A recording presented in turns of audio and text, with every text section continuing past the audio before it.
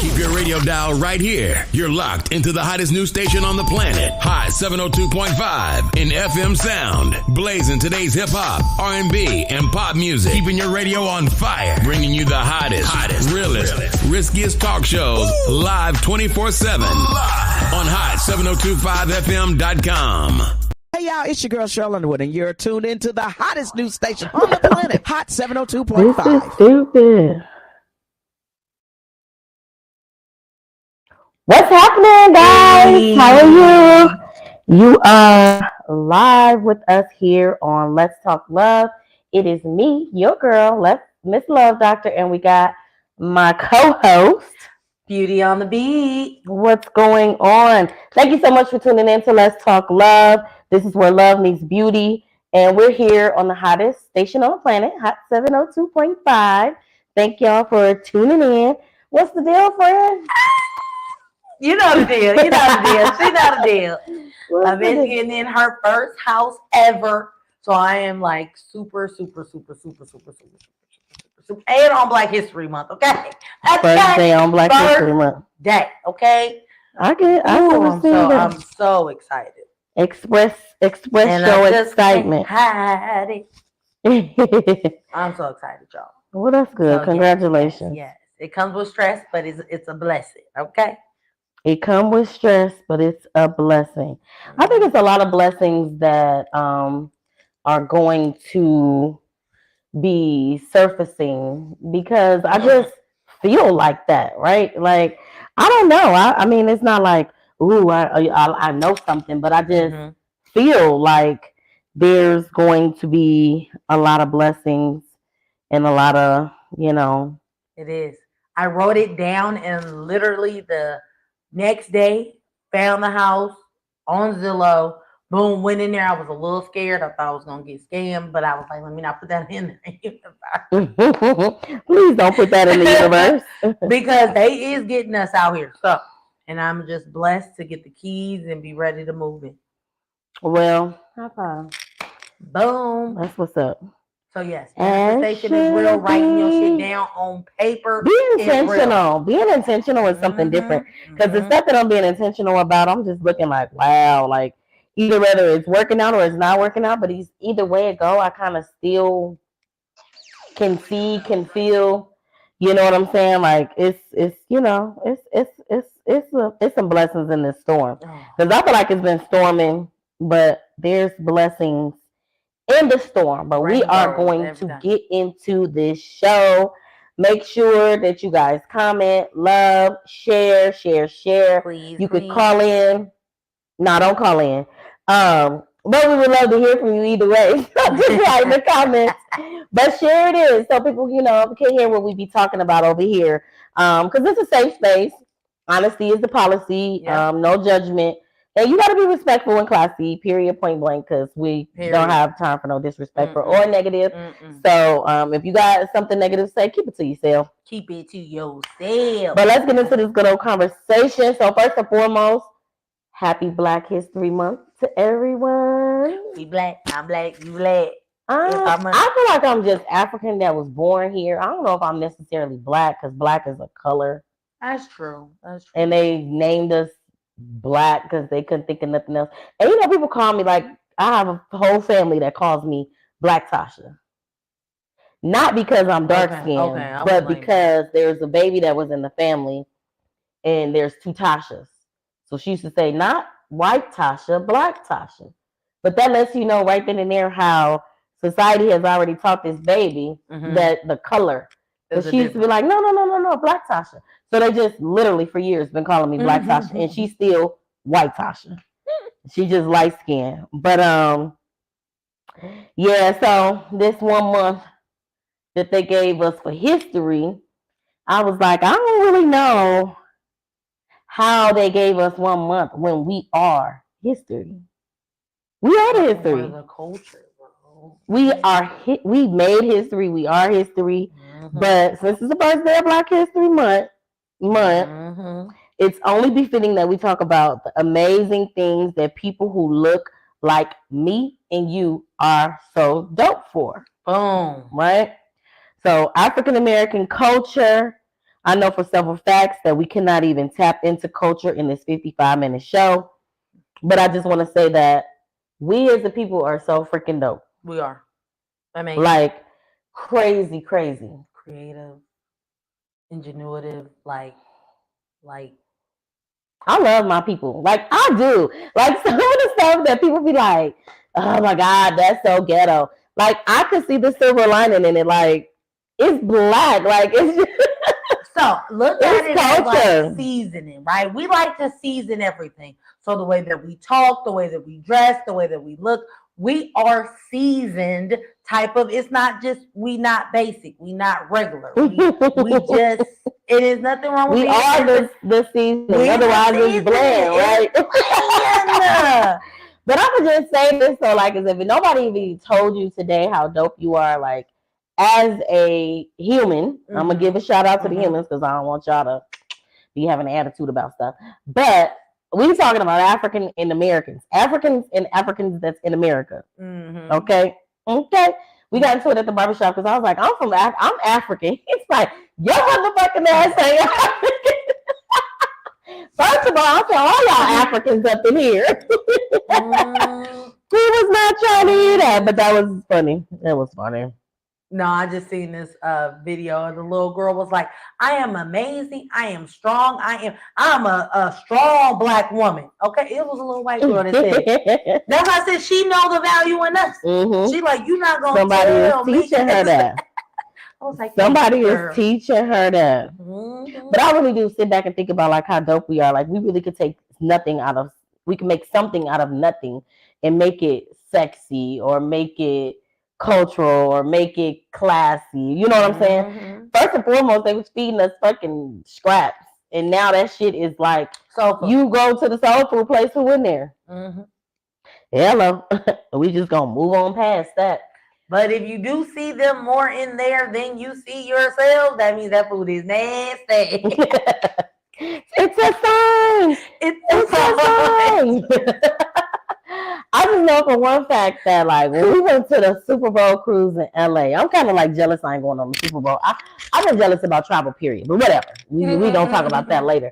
But we went to the Super Bowl cruise out of LA, right? And everybody's like, no, don't go. It's so ghetto, this and any other. So the people we were with was like not with none of the shenanigans. But it was like a little part of me was like, where y'all at? Looking at the shenanigans. You know what I'm saying? Because I wasn't looking at it like, because they were like, oh no, they be cooking chicken on the and I was like, do you know how dope that is for somebody who bought the chicken, who bought the deep fryer, who bought the grease, and who would let the whole floor be cracking. The whole floor be cracking. And then I was like, shit, that's how I got my Rolly speaker. When I saw them rolling them speakers on that cruise ship. Now, I had been on plenty cruises. I had never been on that cruise out of that ship. So I think for me, what it was for me was like me seeing people that look like me on these same vacations that I'm usually going on, when they probably don't always look like me. You see a sprinkle of me, but on this ship, we was everywhere. I was like, this is dope. It's ghetto, but it's us. You know what I'm saying? It was twerking on the Lido deck. I'm like, come on with the twerk in the speaker battle. Wow. It was a speaker battle. But yeah, it's very beautiful to see us realizing that there's more than the hood. Getting out and exploring the world because it's ours. You know what I'm saying? When I went to Houston and I saw us at the airport, like working at the airport, like, and even in the high-end malls, I was like, oh, I'm at home. Like, it just felt like when you see somebody that looks like you, that's not in the necessary areas that they feel you're supposed to be in, you feel a little bit safer. Like, I'd be like, well, shit, okay. Well, okay, my people, hey, you walking past, hey, girl. It's an automatic. And it's kind of like when people come on vacation, what I do for work. It's like, oh my God, are you always? Yes, especially for y'all. Hey, yes, we're on vacation. I want y'all on vacation. Y'all about to kick it, huh? I'll be like, y'all about to kick it, huh? That's my favorite part. They be like, so how did you? For me, I'm gonna treat my people as, hey, cousin, How you doing? That's who made the potato salad? That is like the phrase that pays. If you don't know who made that potato salad, ain't nobody gonna eat that potato salad. Mm-mm. That's funny. Yeah, that's how my sister was when she went to Chicago. Mm-hmm. Now you can see now that's how I was on the flip side because I grew up like that. Then I went to Minnesota and it was like what, and then she went to Chicago and she was like what, because it was the difference. You know, we all in. She like in the bank, at the government's office, here, there. Like yeah, girl, your great granddad or whatever he was, Shade was the Cook County Sheriff. Yeah. Yep. So we're going to talk about the point of last week's show, right? Okay. The point of last week's show was to shed light on the negativity and the stigmas of Black women, right? Mm-hmm. But the point of the show was to show that we didn't wake up like this. Mm-hmm. Everything has a cause and an effect, right? And it's crazy because I did this training at work today. We're going to talk about that whole entire training on the show. So I'm not even going to get into it. But I just wanted to make sure we cleared the air. Like everything about us isn't negative. But if that's the only thing that people look at and that's the only thing that people associate with you, then that's how when you walk in a room, it's like, oh shit, here come this Black bitch. You know what I'm saying? Like, well, what I do to you? Yeah, they don't. But a lot of people, if you don't hang with a variety of type of people, because you'll get your friends to be like, oh, you don't really act like the ones that I said. I don't assume that you act what I see on TV. I don't assume that. I don't. So if I did see what I saw on TV, then I probably would assume that you're a snake, swindling, money laundering, slave owning, exactly, governmental. Okay, all right. So that's I said for me, I know that, and that's why I say for entertainment. This is, you know, when Love and Hip Hop and all of that shed light negatively about relationships. It does that in the New York one. It does that in Miami. And they're not even our color.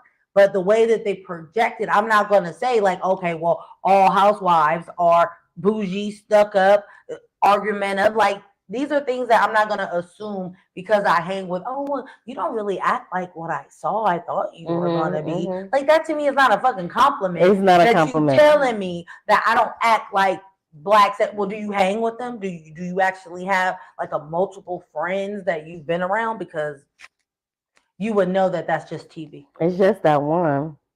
It's just that one. But the fact remains that, you know, is way more positive. So it is. We got to be clear on the fact that we're straight up trendsetters. So to downplay us, to oppress us more as a people and as women, and then separately as men, is just whack sauce. Because how could you possibly? You know what I'm saying? But I would only do that because I don't want you to know the value in you. So yeah, of course I'm going to downplay you because I want you to think less of yourself. Because words are powerful. Right? Words are powerful. Words and images. If we weren't as dope as we were, why are things and people being stolen? First and foremost, us stolen. Everything that we've done, stolen. Inventions, music, dance moves, braids, twerking, big lips, big booties. Stolen, Black man. I didn't write that. It was just I was ad-libbing. I was like, it was in it. I was in it. But yeah, no, I'm being back to being serious. We are like the cultural trendsetters. We are. So I was thinking the best way to pay homage is to talk about the culture of our motherland first. Okay. And talk about culture from Africa. Oh, so you want me to school you? Okay. Okay, so, all right. African culture, a little information about Africa. It's the second largest continent in the world with 54 distinctive African nations, the home over 3,000 tribes, and over 2,000 languages. And I don't know One. Wait a minute. That makes me mad. We got 2,000 languages. Yeah. And 3,000 tribes. Yeah, so it's like it makes you wonder, like, what tribe did I come from? What languages don't I know that I should know? That I probably subconsciously know, but don't know that I know. Like as soon as you hear it, like you hear a native tongue and it makes sense to you. So I took the liberty of writing down 5 tribes. Okay. And then we'll say which tribe we think we best fit in. Okay. They'll tell us the characteristics of it. I got a little bit of something, just a small snippet. But so and I probably don't say them right, so don't at me. Yeah. But I'm gonna say the Dogon or Dugon, Dogon. Okay. They're famous for their art and their astronomical knowledge. So they smart. That would be. Oh, me? I'll take it.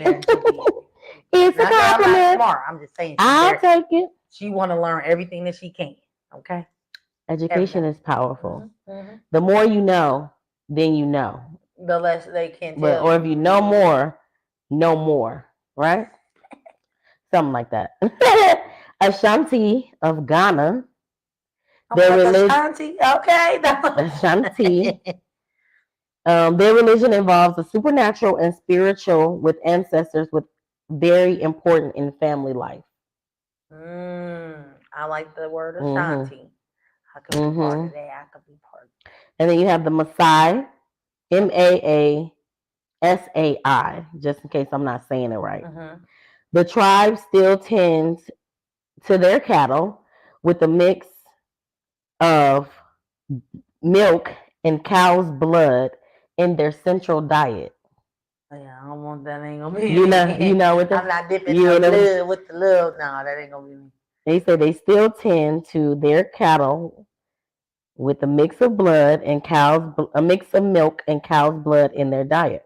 And I read that in multiple places. So then you have the Zulu tribe, which everybody heard about the Zulu tribe. They have been the most powerful warrior tribe with the Shaka's kingdom in the early 19th century, and they were a mighty force.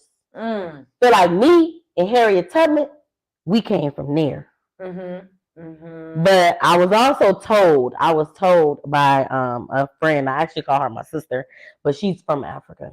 And she told me I'm from the Fanti tribe. Okay, you looked at it, Fanti. Come on. Fanti becomes very wealthy and prosperous states upon their dealings with the various European powers. So they know how to maneuver up in there. They know how to talk. That makes sense. We gonna see. So which one you think you? I think I'm the Ashanti tribe only because family is very important to me. And like the way that I want everything to be a family, the way, you know how some people like, you can't trust nobody who say, hey, sis, to everybody. Like, it's not, I don't feel that way. I feel like I want you to see that I see you as family. Like, it's not a competition. It's not. But are you saying, hey, sis, to everybody?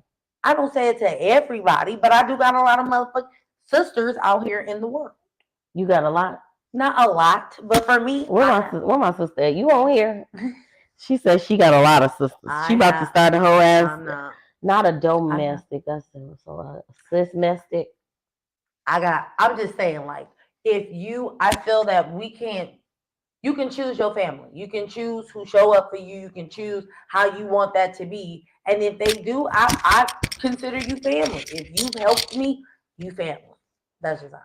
I think I probably got a little bit of mix, because I do got a mama and a daddy.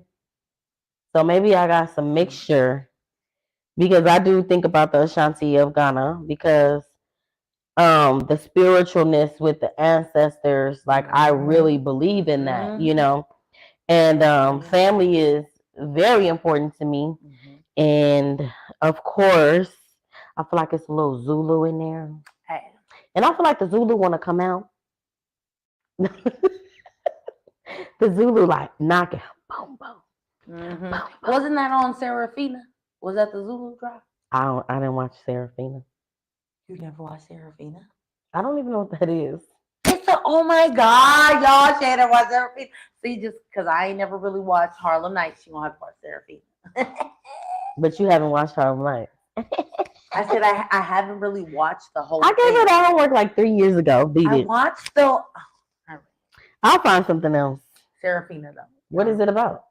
It's about like a tribe in Africa, and Nelson Mandela and like the girl named Seraphina. Like it. Oh my God, I haven't seen that movie in so long. It's a good freaking We'll movie. have to have a movie night. Yeah. So within these tribes, there's a lot of culture. They're very same culture as we have here in African Americans, right? So singing in Africa, they do a call and response form, which is almost like the same thing we do. You can say like in church, you know what I'm saying? Or first of all, when I be going to certain places, I don't be wanting to be doing this. Like I don't want you to rap on the mic and then me sing too. I mean, I'm probably gonna be singing, but not on your mic. Yeah. So, but when I said call and response, I thought about like church at first, and then music is a form of communication. Songs accompany marriages, birth, rites of passages, hunting, and even political activities. Music is often used in different African cultures to ward off evil spirits and to pay respect to good spirits and the dead ancestors. Yeah. That's on so many levels. That's crazy. Yeah. I'm known for at work for singing everything. Like I just, hey, how you doing? Welcome in. Like it's just like I guess it's in us. It's in us. Yeah. It's in us. It's definitely in us. Because the fact that, it says like, it has like, it wards off evil energies and spirits. Exactly. You gotta fight that off and sing it loud. Because you gotta think about it like, if you're in a bad mood and you put on Kirk, Kirk don't get you together because that's my brother. No. Nah. Y'all gotta start listening to what she just put me on. It's these affirmations that like got good beats. That's talking about real stuff. Like I that's what I want to consume in my mind. I'm over here like remembering things better because of that. Like your mind is clearer? Yeah. When I say it, like when I sing those things, like it is totally different. Because you're speaking to yourself. Girl, I was like today was a doozy. Like, moving is stressful, but I start thinking of the songs that you've been playing. So I was just like, shit, I'm a believer, girl. I love that because, nothing wrong with like trying to change your mindset and doing something different because you've been doing what you've been doing for so long. It's probably okay to keep doing it, but tweak it or make it better, Yeah. Or do something different, all the way different. The whole type of, I like different type of music. So I don't know, like I just got to a place where I was tired of hearing the same songs. I was tired of hearing the same message. And then my mood was over here and it was over there. So of course, 9 times out of 10, my playlist is loaded with love songs. And I wasn't even feeling that shit. So now I'm listening to my female ratchet rap empowerment songs. But then I was like, I realized I started like going to YouTube looking for specific things like that can teach me stuff. So I'm like, I could listen to this all day long. But then I started like, I need to start pouring into myself. How could I put more self-love and start talking to myself different? So I started looking. When you look for things, like they say, you will find them. But if you're intentional about what you want, like I have been finding so many songs. But yeah, she been having me on. I'm like, oh, I like that song. What she say? Oh, yeah. So yeah, I believe that in our culture, we're able to really bask in our pain or our happiness. We're able to sing it out. Yeah, and it's music is a healer. Oh my God, it's a healer. I mean, if you basically pay into respect to spirits and homage to your ancestors, you know what I mean? Because I probably could put on some blues and instantly I'm gonna think about my grandmother. and she popping her fingers, you know. And then if I listen to Luther, I'm gonna think about my mama, and she was popping her fingers, you know what I'm saying? Yeah. But it does. I like when I listen to a song, and I be like, "Where were you at? What were you doing at that time?" I love asking people that because like you were at a place in your life, you were doing things, you were feeling a certain kind of way when this song came on. Like when this song dropped, what happened? One dropped. What was going on? I got a couple of those. So of course, dancing. Oh, we can dance our ass off. Not me, but we can. She can dance. I got a little two-step. She can dance. What they be doing, like Chicago swing and like the man. But we can have rhythm. Like it's in our. But it could be my Irish side that I don't have it. But they can dance too. I'm not saying that y'all can't. Y'all have I can river dance. Not river dance. I learned how to do it, y'all. Girl, you gonna have to show me. First of all, where the hell you learn how to river dance at? That is funny. It was something that I did when I was younger. River dance. Like you just so that's what you wanna. That's what you wanna learn. This is my friend want to learn how to river dance. You are funny, it bro. was a good, like the beat, the rhythm. But yeah, that's my other side. The river dance. That's hilarious. But they actually utilize it for symbolic gestures and masks and costumes and body paint and props, all to communicate. The healing of the sun dance. The whole community comes together around a fire for several hours and even an entire night, led by the healer and the elders. The healers dance around the fire. They chant and until they induce a powerful trance-like state. In this state, they are granted access to the spirit world and are often able to walk over the fire. The sand healers. I'm saying that right? Is that what I said? Yeah, the sun healers aren't just doing this to cure physical illness in their community. They are also attempting to expel what they call star sickness, a force that causes jealousy, anger, and arguments. We about to start sun dancing over here. Ooh, you see me just closing my eyes like this, and then when you said that's what it helps with. We having a sun dance party. Come through. We having a sun dance session because first of all, it's healing. And then it gets rid of jealousy, anger, and arguments.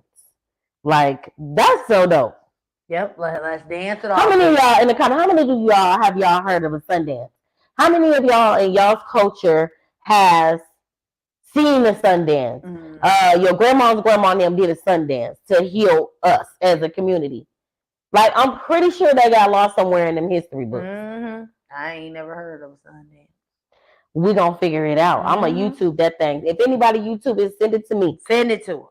Okay, so the African masks that are used in the dances have a religious, ceremonial, and functional origins. The artist who carves the mask will ceremonially purify himself and offer prayer to his ancestors and guidance before he begins the actual carving of the mask. Wow, so all those beautiful masks that we see like in African art, all of that it's for a reason. And the way that they carve it, that's pretty dope. And then the person who did it, like they purify. I want to know how they purify themselves to do it. Because I feel like that's the process that I'm going through right now of purity.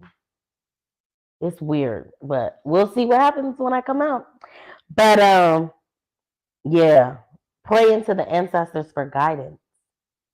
I think that is so deep on so many levels. Because once I start thinking about like things on an ancestral level, I'm like, so I have a grandmother. My grandmother has a mother. My grandmother's mother has a mother. And mother and mother and mother.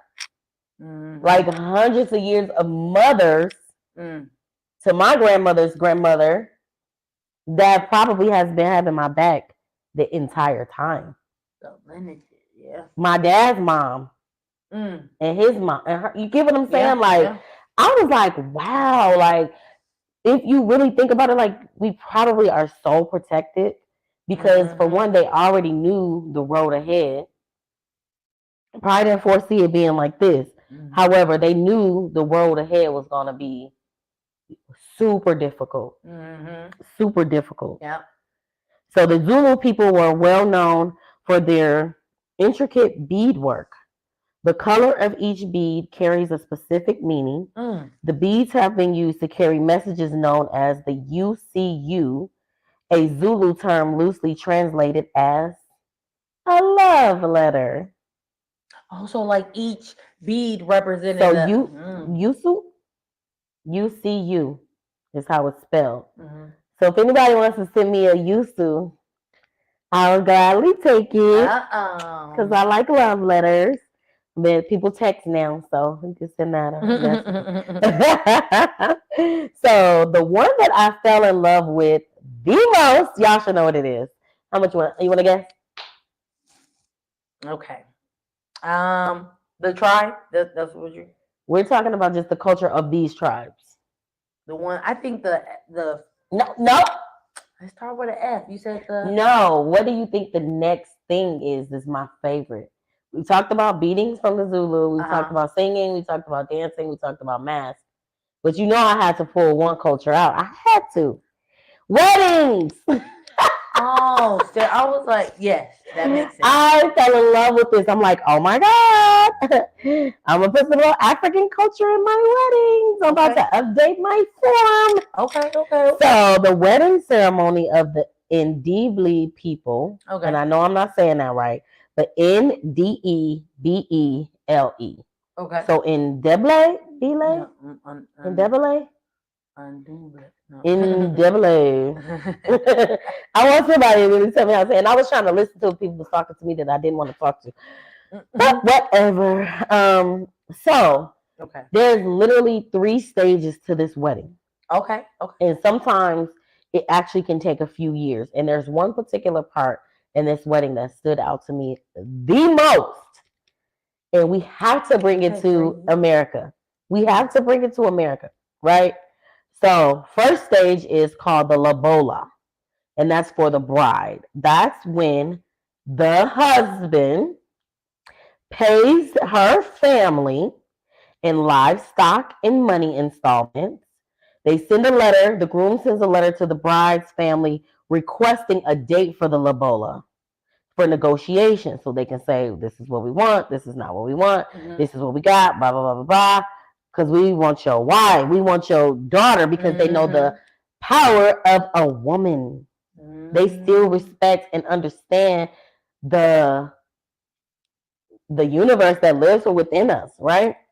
So they'll purchase a sheet, blankets, clothes, brooms, stuff like that for the family, money, whatever it is that they negotiate. Now, this is the most important part of this thing, and this is really what made me fall in love with it. And I'm definitely bringing it to my practice.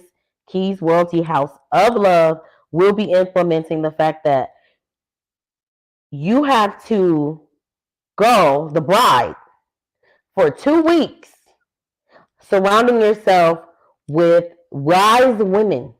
Oh, I like that. Who teaches you how to be a good wife.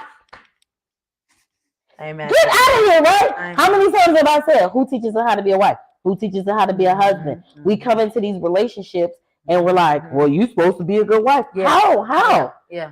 And then you're supposed to be a good husband. How do you know? Yeah. You know what I'm saying? But if you're around wise men and wise women who know the power and the validity of a unity, and take all this other negative bullshit that we don't put in the fact that a unity of 2 spirits is something totally different than what everybody else is out here doing. So, come on, Dr. Love, Dr. Wife. All right. That would be dope, though. So, what do you guys suggest? And men, please chime in. Please do. What would be some good attributes of a good wife? Right?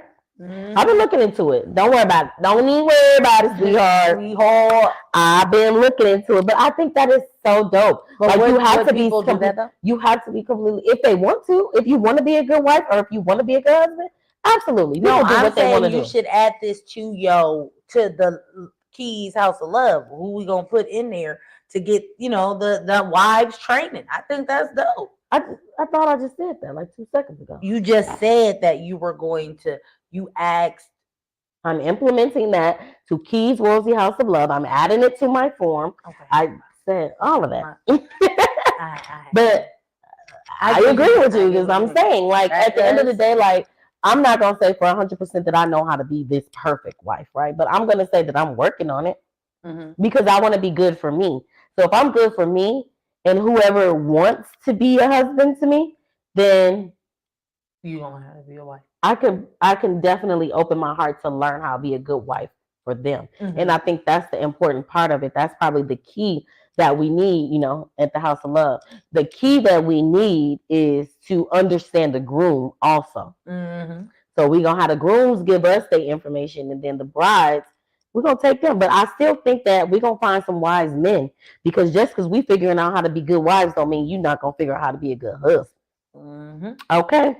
So then the third stage is completed when the bride has her first child. Oh, wow.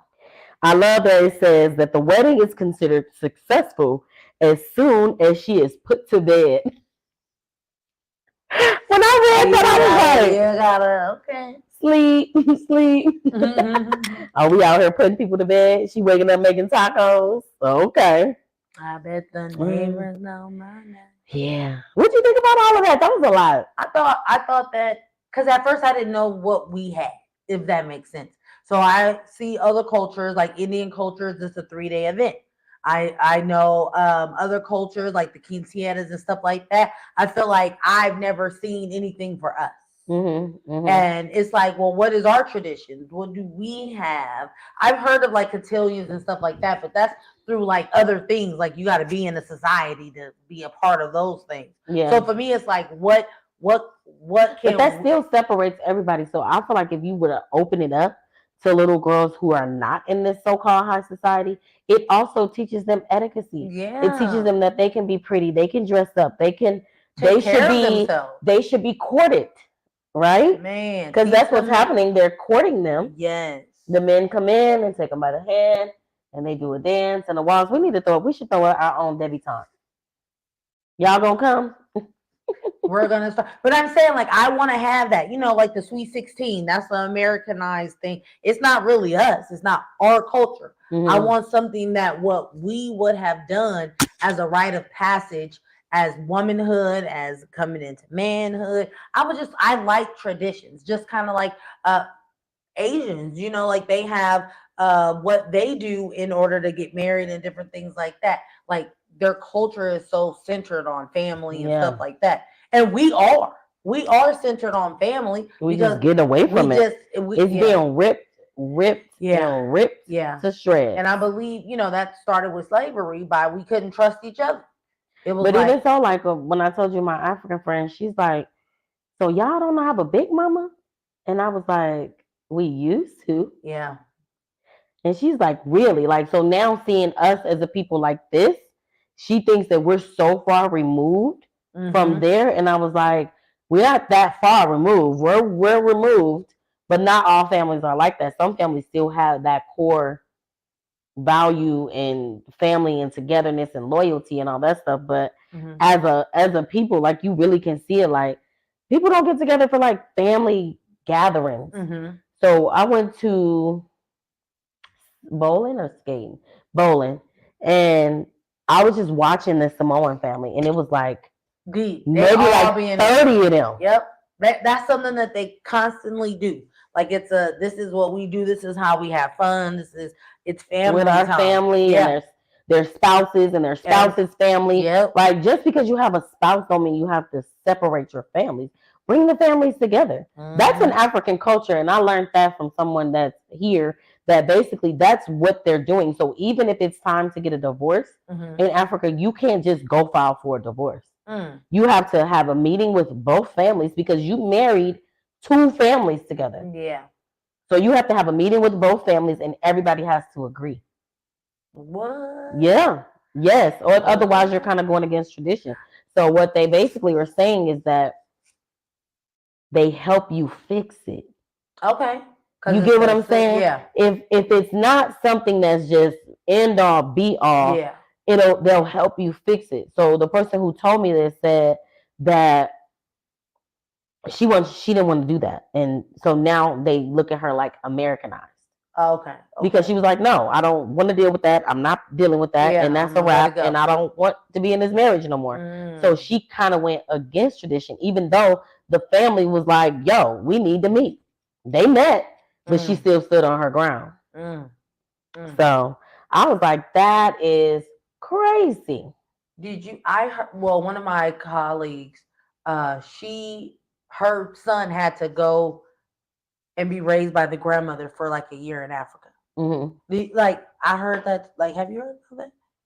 They have to, or like that's part of the tradition. Well, the grandparents will raise them for like 4 years. Well, the tradition is that's kind of the foundation of me being a doula, right?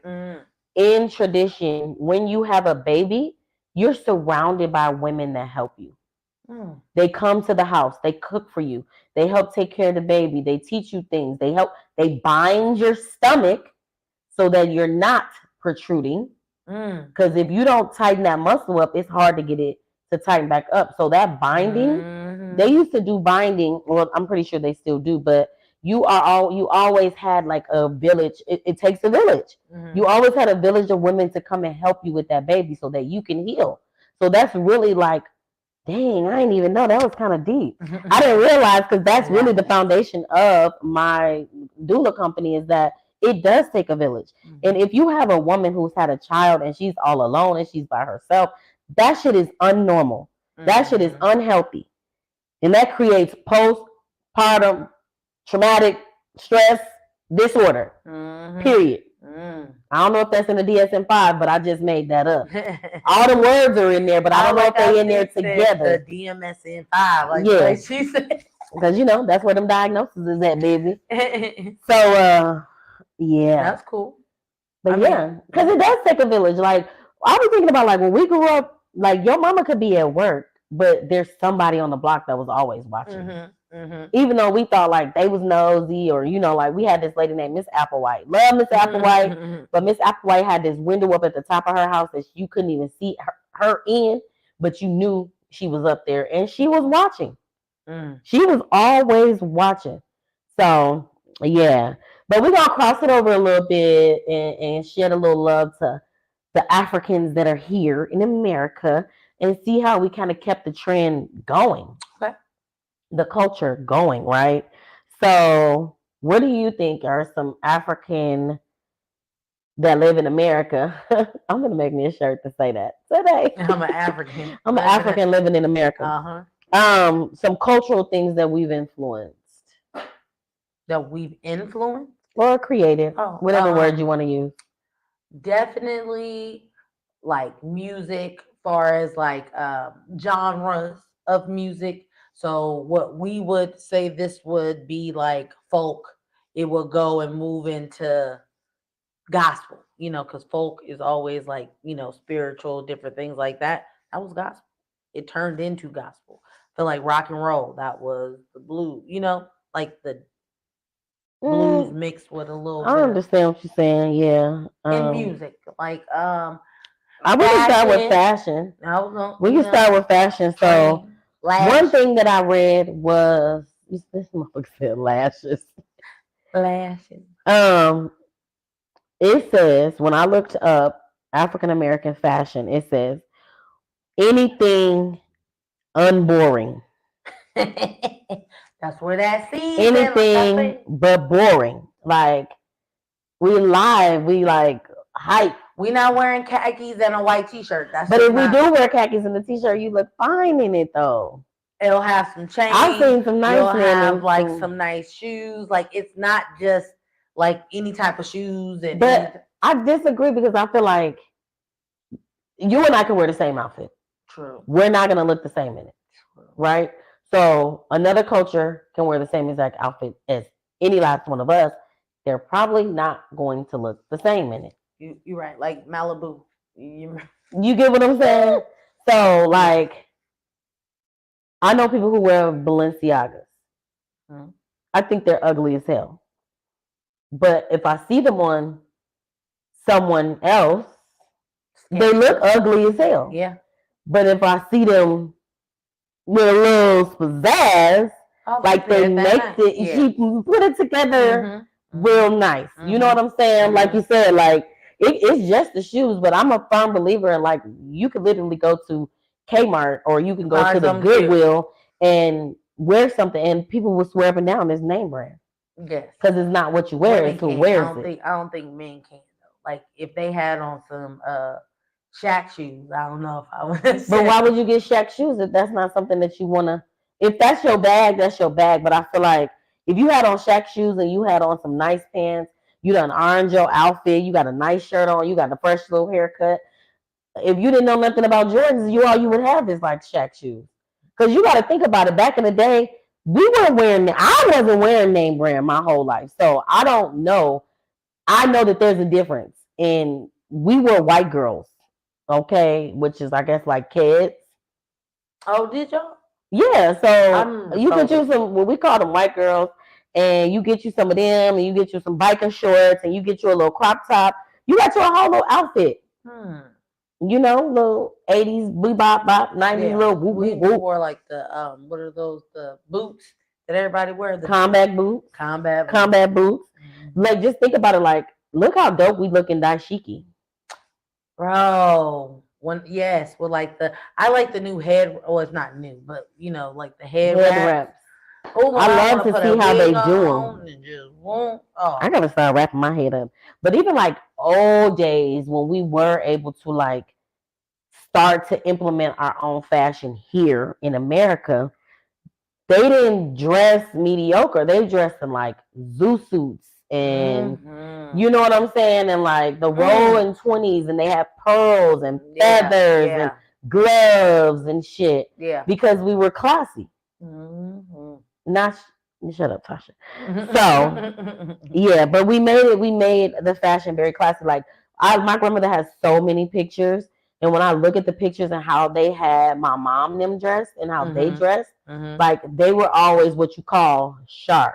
Okay, like my mom them always had like a little hat on. My grandmother used to sew us clothes, so we used to have little fur coats with the little hand warmer thingies in it. Yeah, with the little hand warmer thingies. Because grandma was gonna make sure we were straight. If she couldn't afford it, she was gonna go in there and sew it. You know, so I appreciate it. What about we can't leave without saying FUBU. For us, by us. Hey, he still got money.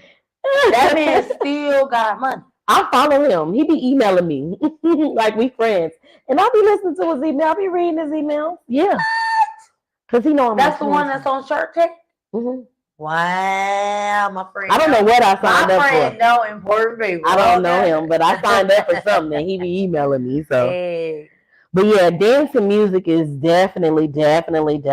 All the little trends, all of the trends. You don't see nobody doing like you gotta do your moves. You know who I love to see dance the most? A black man. Because they just move a little bit, but it'd be like, hey. But if you see that rhythm go, you be like, like Chris Brown. We already know. Chris, you kind of know he might. Come get me, Chris. I'm trying to go on tour. Chris make me forget that my knees like that, but I would have loved to dance back up for Chris Brown. Man. It's still my dream to dance back up for Beyonce, but I don't know. So, hey, Beyonce, if you hear it, make it happy. You know, at least one show, because my knees, I told you my knees messed up. Jesus is working on me, though. As soon as I turn 39, my knees is gone. It's done. Don't even claim that. Girl, no, I'm not bidding, not saying they gone. I'm saying, like, bitch, I felt it. I was like, ooh. Wake up and crack. And it was like. The spiritual thing goes back to how they were saying for the African culture of speaking to the ancestors and having like sun dances and things like that. Really, so that's something that we brought with us because it was all we had. And that kind of transitioned over into gospel music. But you know how they used to say the old Negro spirituals and all of that. Because like my grandmother went to a church where they used to, you know, I don't know how to say it. Yeah. On the line. And then it's called Old Rugged Cross. Oh, you know, like on the line, like they be like anything that we had to do, like we on just the main line. Tell them what you want. But first and foremost, we started country music. We started country music. Second of all, the blues. Because the blues was rooted, you know, and it was like they were telling their story of what they were going through. And so, first and foremost, rock and roll was ours. Stolen. This is my stolen hand. Pop, jazz, theater, classical music, R&B, hip hop, and now rap. We trendsetters. You know, okay. We got the juice, we got the sauce, we got the juice and the sauce. That's what I said. I feel like the crazy part is like the juice and the sauce, right? What they be calling us juices and berries, right? Now, what you got in your head? Look, the black and the look, black and berries. That's true. Ah, they call it the nectar. We get offline, but anyway, hair. We digress. Man, our trend. Hair. Man, I don't want to. But it's crazy that we know how I know how to braid a little bit, but you know how to braid, and nobody taught you how to braid. It's because it's in you. True. Because their hair be braided. And I was looking at how they have these braids where they use like this red clay. And I think it was in the Maasai tribe. I was digging into these tribes, y'all. I'm gonna figure out where I'm from. I just saw this in you use a yarn and a thread, and that's how you braid. You just braid with a yarn and a thread, and it's plaited to your head. I'm like, what? That's in African culture. Yeah. That's crazy to me that it's so many different things. And if you've seen how like they would have like the circles and like long hair, they didn't have no extensions. No. So all that hair that was made and like what they used and like we were meant like we didn't have to have all of this. We were jazzy enough to do different things. We were taught that that's how our hair is supposed to look. That's how white people hair looks. So they like that's the only way. So of course they made perms and shit for you to be like, you know what I'm saying? Straighten your hair out. So we're entrepreneurs. Definitely. Smart. Ooh, hustlers. Hustlers. Let me tell you something. Let me tell you something about our people. We gonna hustle. If you have that drive, you're gonna hustle. I saw this man trying to sell a broke fan. You hear me? And I was like, get out of here. But anyway, I still couldn't be mad at him. Like, you had the tenacity to be like, I'm broke. And I'm gonna go sell this fan. And I'm gonna tell you that it's broke, but I'm gonna still give you all the best qualities of this fan. I was like, what in the hell is going on? But I sat there and listened to him because he had this whole spiel that he came up with all by himself. He figured it What out. about our skin? Our skin is. What about our kindness? We are some of the kindest people. We're the most forgiving people. Ooh. And if you can't see that, then you are definitely needing some glasses. Because let me tell you, baby, if we weren't forgiving,